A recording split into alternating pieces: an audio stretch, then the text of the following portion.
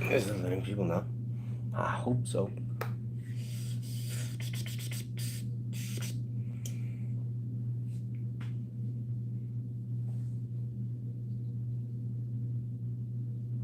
We're going to give it about a minute before people start joining.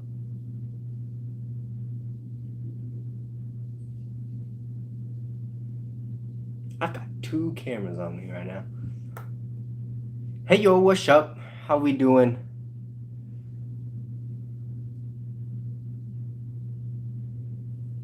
Alrighty. Jesus, it's been a while since I've done this. Alright, welcome. We are basically doing I'm a paranormal investigator and we're talking about equipment, but at the same time I'm filming a video for this channel. So it's like it's hello, what's up? It's kind of like filming a video at the same time as doing a live, if you think about it. So yeah. We're gonna get into it. Alrighty. Just gotta figure out where to start.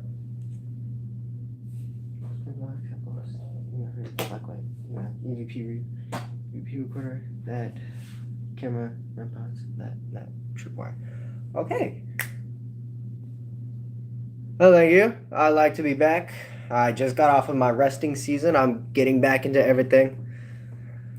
So, I like it. I like getting back into things. Got big stuff planned, so that's nice. Hey. Move over that way. Alrighty.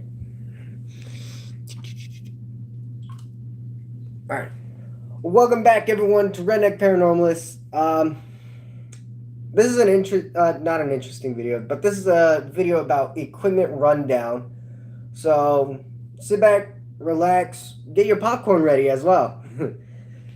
And yeah, we're gonna get into it. But first of all, first things first. W. I sponsor W.GG, Redneck Paranormalists 51. Yeah, Redneck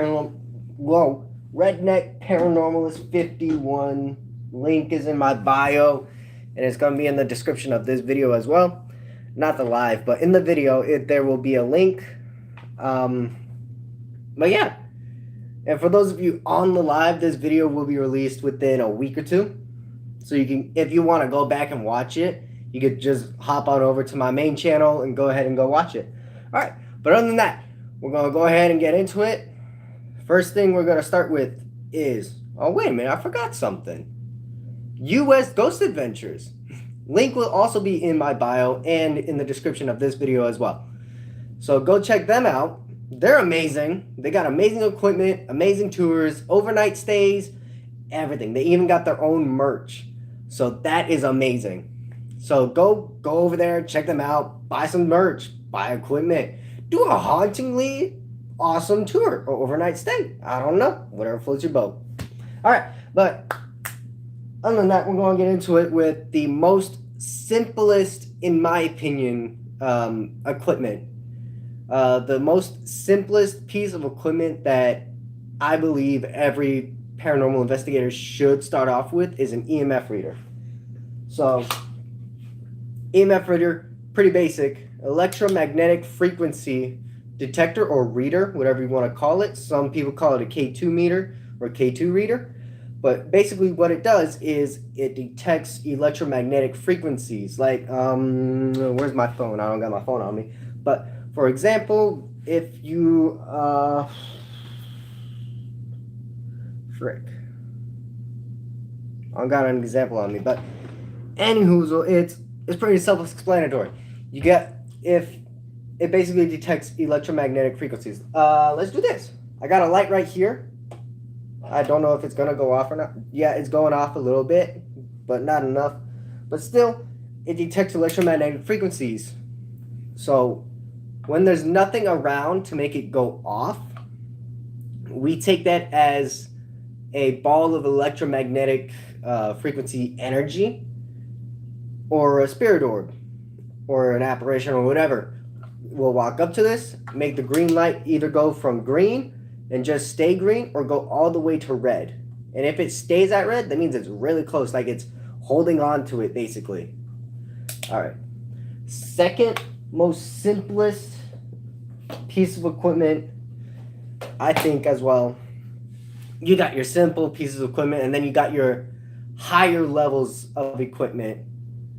But first we're starting off with the EMF reader, detectors, whatever. What up, Vision Vibes? Welcome.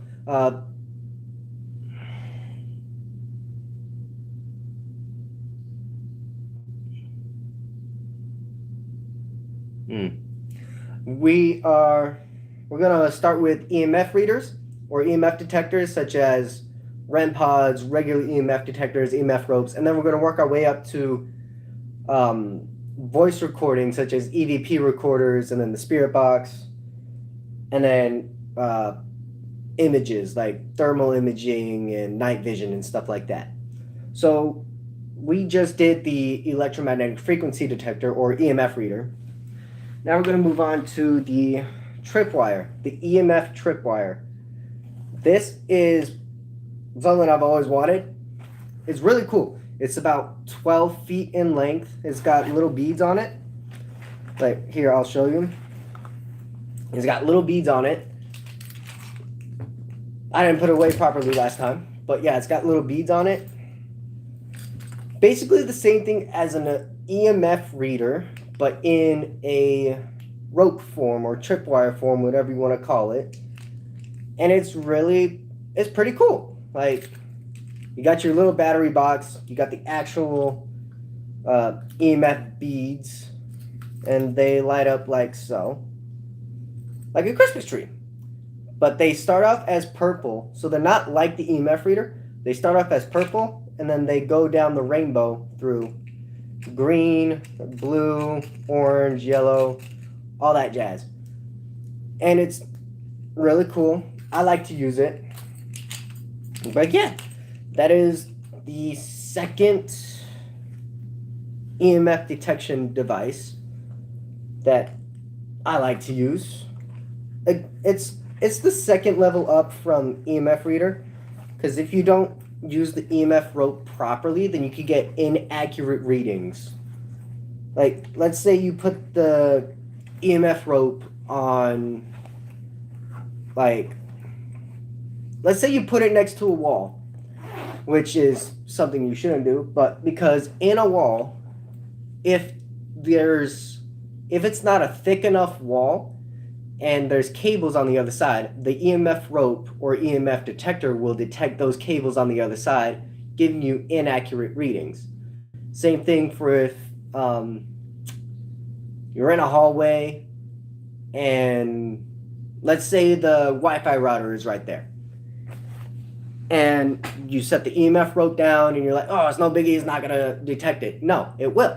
We had the same experience when we were doing an investigation somewhere, I forget where, but we were doing an investigation. We had the EMF reader in our hand, and as we were using it to do questions and stuff and try to get names and everything, we had it and it was just staying at red or like blinking red or whatever. Like, it wasn't solid red, but it was on red. Then we're moving it around and then it goes dark. Then we move back, it goes red, and so on.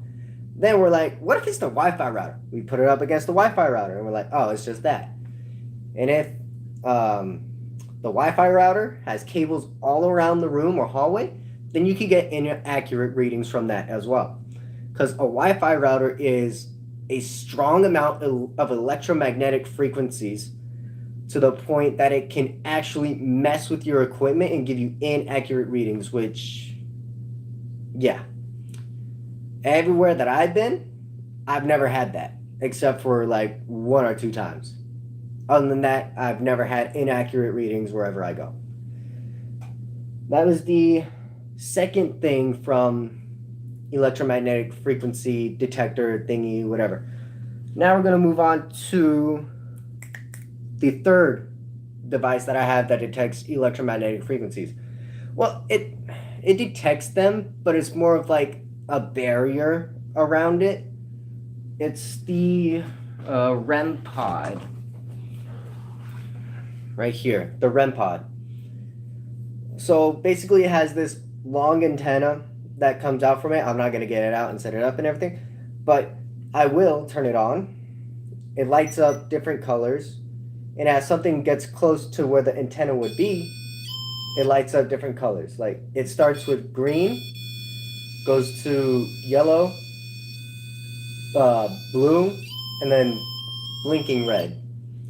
But other than that, that is basically how an REM pod works. It's just like a barrier thing. That's all it is. And usually there is an antenna that would stick out from it, but I don't want to get it out. I really don't. I'm being lazy today. And I don't think I have any other, what is it? EMF detecting devices. REM pods also detect temperature though. So that is something. But yeah. Next we're gonna go ahead and move on to, what did I say was next? Voice recordings? Yeah, voice recordings. So the first lineup in the voice recordings, easiest thing in the voice recording section of equipment is the EVP recorders. Electric voice phenomenon is the long version. And basically what this does, it has a super strong microphone inside. And voices that aren't, that humans can't hear to the naked ear, paranormal investigators use a thing called a EVP recorder, because these will pick up. Where are you from and who are you talking?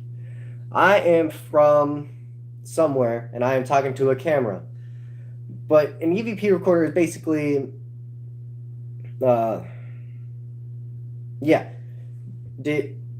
it has a strong microphone on the inside and picks up voices that no regular human can hear to at the time of recording. So let's say, for instance, you're sitting in a room that has a lot of trauma and a lot of negativity in it. And you're just sitting there, you're asking questions, and you don't hear anything. But if you have an EVP recorder next to you and it's recording, and you go back over that recording, and you hear voices that didn't come through before, that is an electric voice phenomenon. There's no one else here. Password. Anyway, but yeah, that's an EVP recorder. Next thing that we're going to go over is that deals with voices in electric voice phenomenon is a spirit box. I got 2 of these. I got 3 EMF readers. Spirit box. Yeah. Spirit box essentially is a box. You turn it on. You got that static noise that comes through at first. So what that static noise is, it's basically a radio frequency. And the radio frequencies don't actually start cycling until you hold down the sleep button. And then it starts doing that. And at this fast rate of radio frequencies going, like sweeping through the device, voices and words that shouldn't be coming through are coming through. And sometimes you get full sentences, you get names, you get a lot of stuff, and sometimes you just get a radio station. Like that. You get a word like that. That is incomprehensible, and I didn't understand it, but it sounded like Helsing. I don't know. But most of the time, you don't get actual radio stations. You just get static like this. It's just cycling through different radio stations. And at that speed, voice, I already said this, but voices that are coming through shouldn't be coming through. But yet they are. Next, that was just two things for. Oh yeah, and sometimes if you have a really strong microphone on your camera, like I do right now, if you have a really strong microphone on your camera, you can actually pick up voices via the camera instead of an actual EVP recorder. And if you do pick up voices through the actual camera, that means it was a really strong and powerful spirit, strong enough to get its voice heard over the camera. It's basically the same thing as an EVP. It is an EVP. Next, imaging and different cameras that I use. Mind you, this is just an equipment rundown of everything that I use personally, and I'm just going from easiest to hardest in each section. Like, now we're gonna move on to cameras and imaging everything, like thermal imaging, night vision, stuff like that. I don't have an SLS camera, sadly, but I do plan on getting one. They're just a lot of money. Easiest thing to find things like it's not working, but blacklight. That's missing. It's fine. Yeah, it's fine. Blacklight. A blacklight is essentially a purple light that can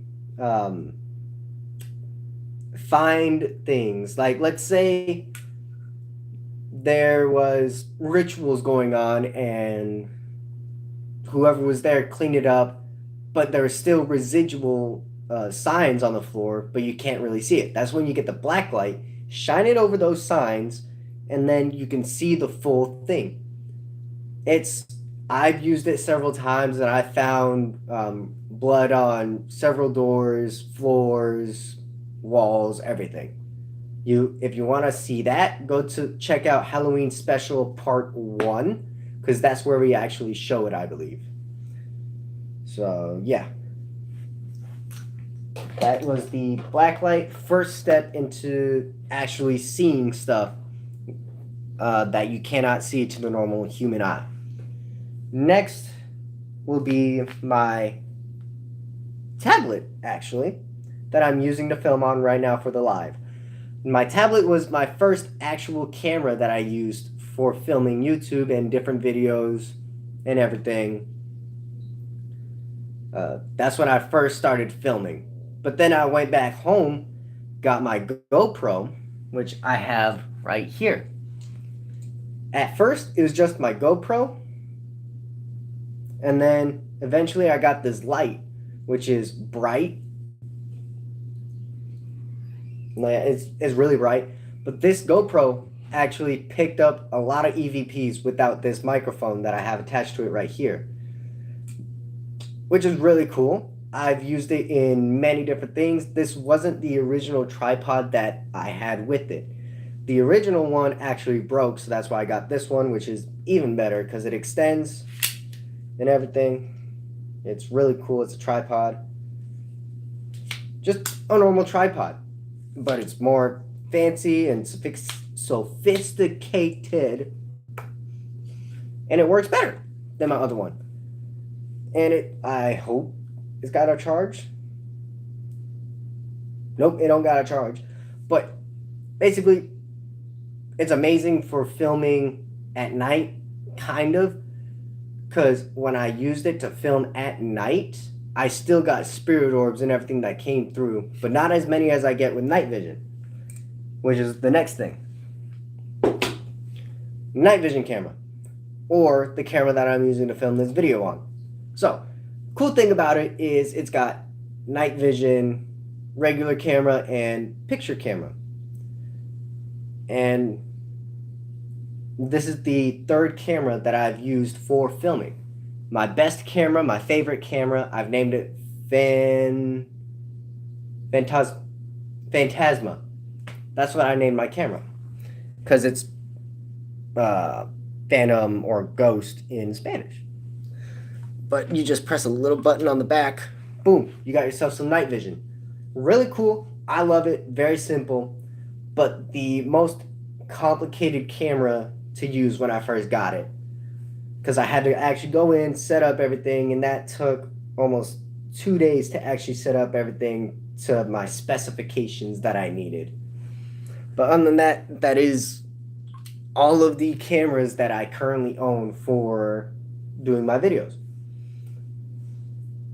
And that is not the last thing for actual imaging imaging camera that we can use to find things or apparitions or spirits or whatever.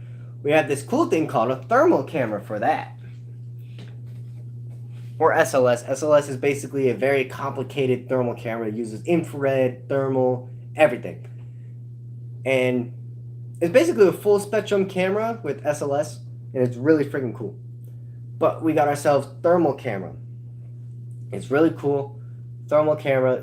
You've seen it in several of my videos, but yeah, it's very small, very compact, pocket size even, and it's really freaking cool. Like, let me try to get a close up here.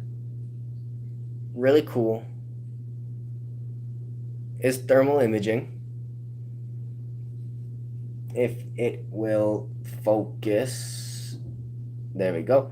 But yeah, it is very small, compact, easy to use. I've used it in several investigations. I still use it today. I'm actually going to use it in one of my future investigations that's coming up. It's going to be for my 100 subscribers video. You guys will see that video in about a month or so. And it's going to be part 1 of I don't know how many. So you're just going to have to stay tuned and see what it is and figure it out when the time comes. And we also got the Redneck Paranormalist, the Possession film, coming out soon. I know you guys are excited for it, but I'm still working on the tiny details, trying to get other camera footage from other people that were there to film it with me. But once I get all of that, it'll be ready and set to go for upload to the channel. Once that is uploaded, that basically that's going to be, for a second, probably the 3rd or 4th video that I upload for this season of Redneck Paranormalist.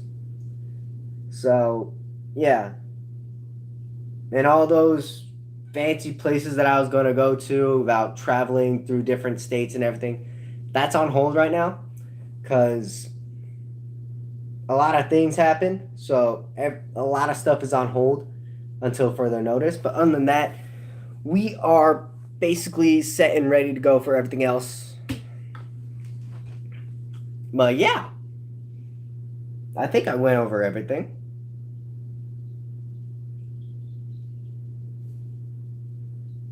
Cat balls. I forgot about the cat balls.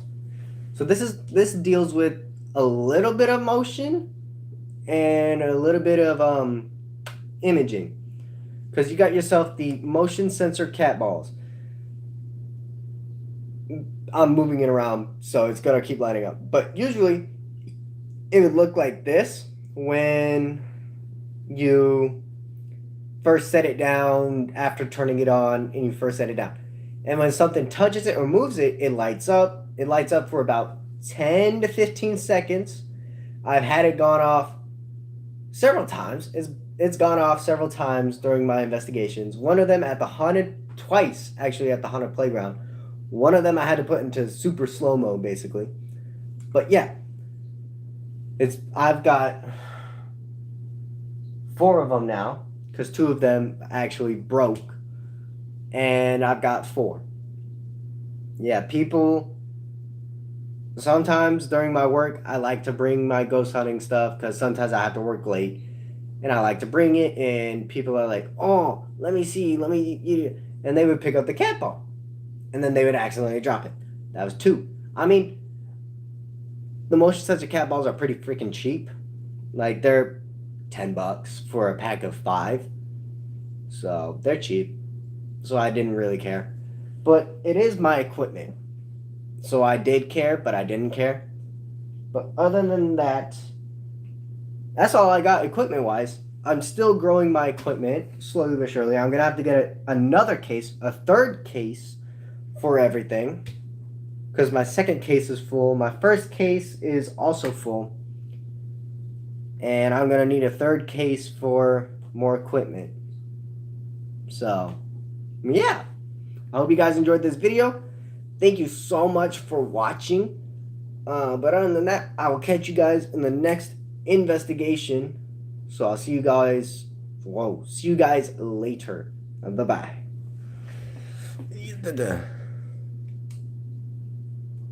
Alrighty. How many people do I got in this live?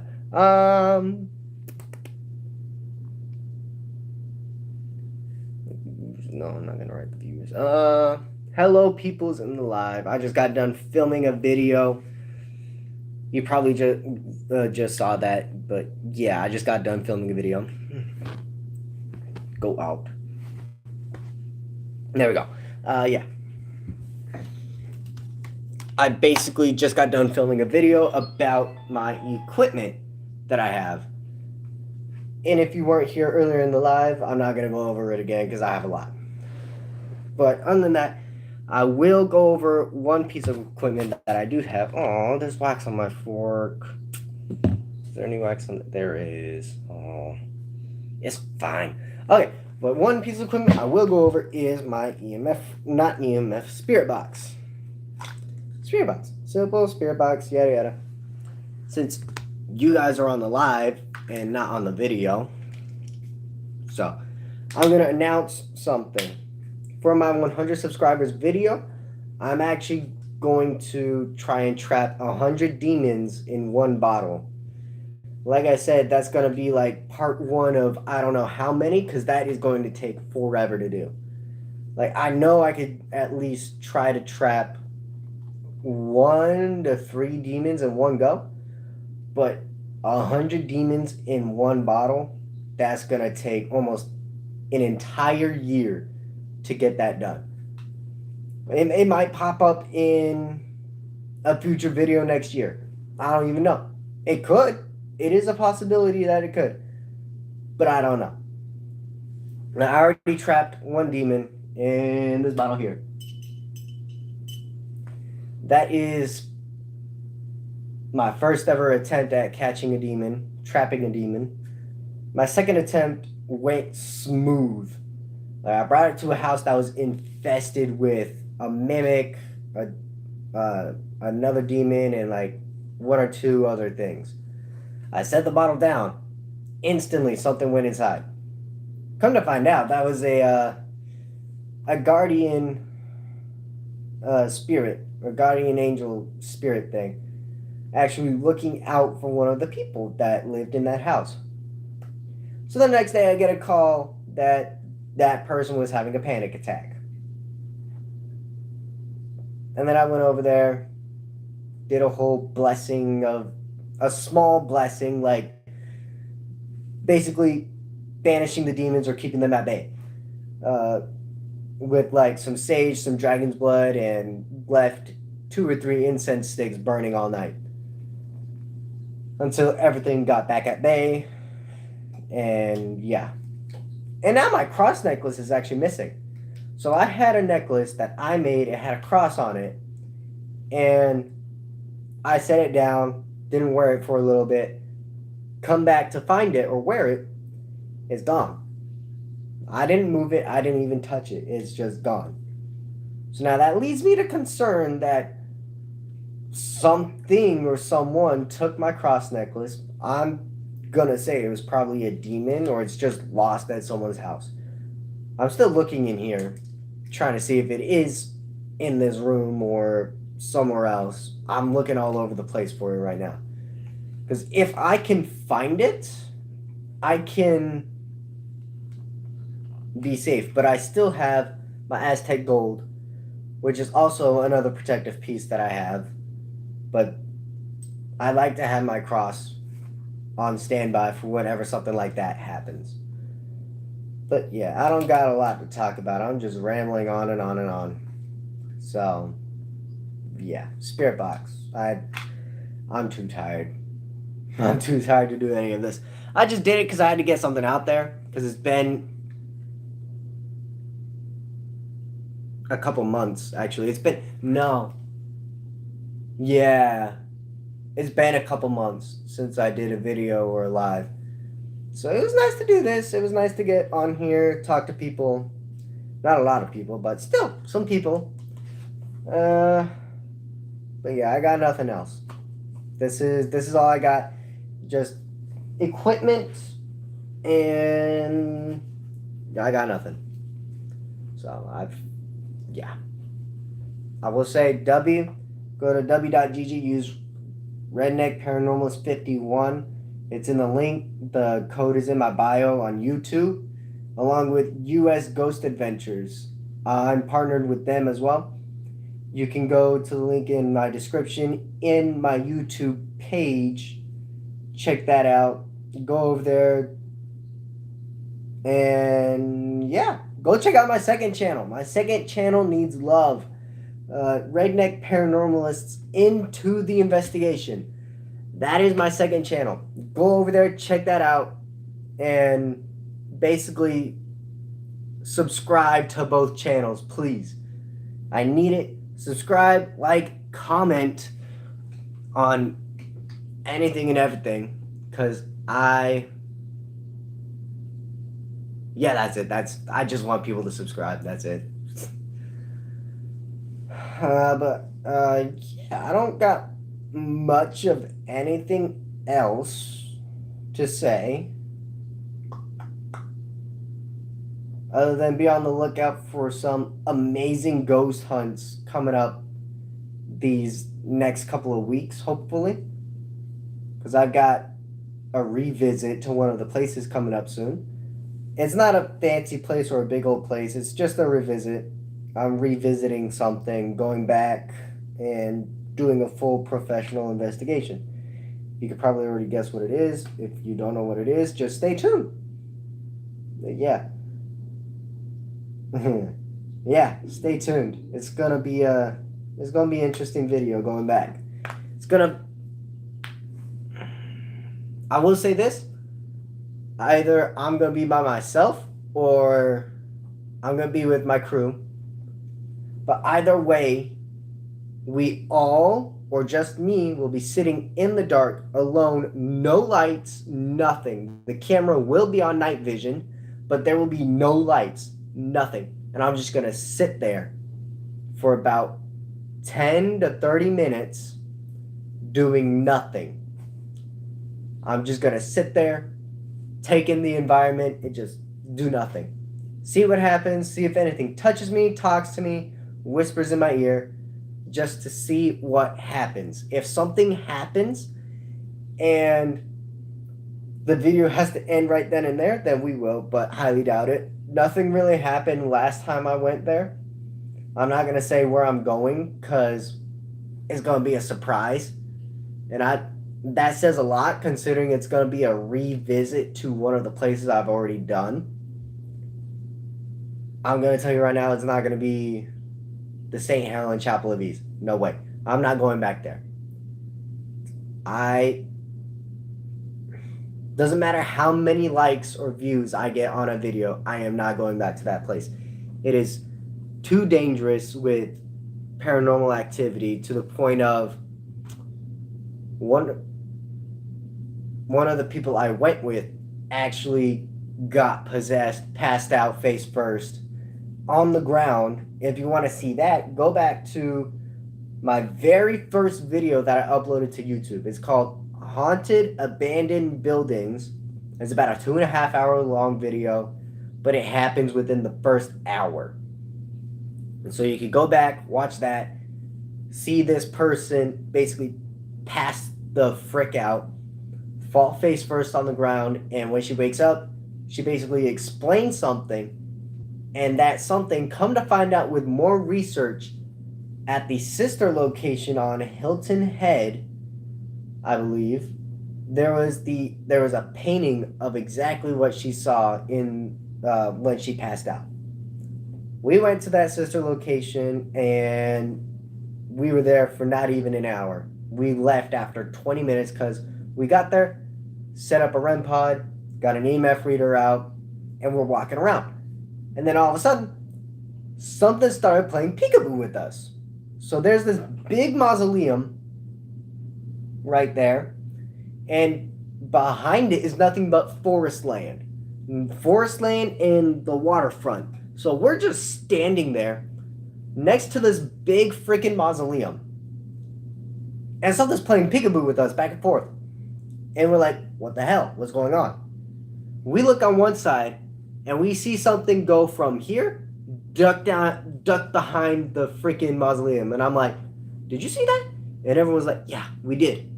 And I'm like, oh, that's very interesting. And then we look on the other side, same thing. It ducks that back down behind the mausoleum. And everyone says, did you see that? Oh my God. So it just keeps going back and forth, back and forth. And then we look across the street. And there's this tall shadow figure just on the other side of the street looking at us. And we're like, is that an actual person? And we zoom in, because usually when you zoom in with like a very high-tech phone, you can see them. But we zoomed in to the max. Their face was just black. They're basically a shadow. We couldn't see them. We're like, okay. And it was getting closer. And we're like, okay, we got to get the hell out of here. Then someone in my crew turns around, stops, does his little scared noise that he does. Like, everyone has that noise. But he does it, and we all freeze. Because we all see this tall, like 8-foot shadow figure thing standing in front of him, and it disappears. And we're like, yeah, we gotta go. You don't see it on camera because the camera was facing the ground when it happened. But other than that, we saw this like 8-foot tall shadow thing as he got freaked out by it, and we froze for like 2 seconds. I booked it to my gear, packed everything up in a rush, got to the car, we sped off down the road. If you want to see me do a reaction to that video, subscribe to my Redneck Paranormalist Into the Investigation video or channel. That video will be coming out soon. It's not going to be the next video I do, because the next video I do on that channel is going to be the Halloween special part 1 / haunted house. Because that one, that is that's a lot to unpack with that video. But other than that, thank you to all who joined on this live. I know it's not like a long live, but I'm tired. I'm ready for this weekend to hit. I got videos to play and videos to edit coming up into this new season of ghost hunting for me. So yeah, I thank you all. I thank everyone who joined on this live.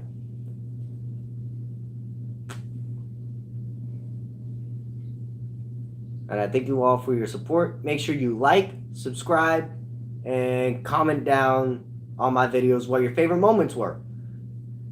And as always, stay safe, stay tuned, and have your popcorn on standby at all times. But other than that, thank you guys so much for watching. I'll catch you guys in the next investigation.